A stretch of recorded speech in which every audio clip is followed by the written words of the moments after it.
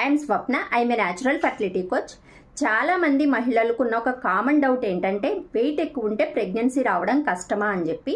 Researchers ఏం చెప్తున్నాయంటే over weight ఉన్నా కూడా అలాని అండర్ వెయిట్ రెండిట్లో ఏదున్నా కూడా హార్మోన్స్ ఎఫెక్ట్ అయ్యి ఎగ్ క్వాలిటీ తక్కువ అవుతుంది. ఈవెన్ ఐవీఎఫ్కి వెళ్ళినా కూడా సక్సెస్ రేట్ అనేది తగ్గిపోతుంటుంది.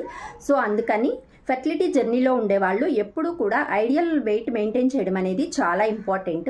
కానీ ఇక్కడున్న ఒక పెద్ద అపోహ ఏంటంటే వెయిట్ ఒక్కటే కారణం కాదండి. పీసీఓడి, పీసీఓఎస్, థైరాయిడ్, స్ట్రెస్ ఇలాంటివి ఏమున్నా కూడా మీరు వెయిట్ కరెక్ట్గా మెయింటైన్ చేసినా కూడా ప్రెగ్నెన్సీ రావడం కష్టమైపోతుంది.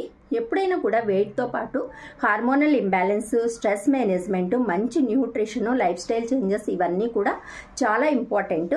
మరిన్ని న్యాచురల్ టిప్స్ ఏమన్నా కావాలంటే నన్ను ఫాలో చేయండి. ఈ వీడియో మీకు యూజ్ అవుతుంది అనుకుంటే సేవ్ చేయండి. అలాగే మీ ఫ్రెండ్స్ అండ్ రిలేటివ్స్లో ఎవరికన్నా యూజ్ అవుతుంది అనుకుంటే షేర్ చేయండి.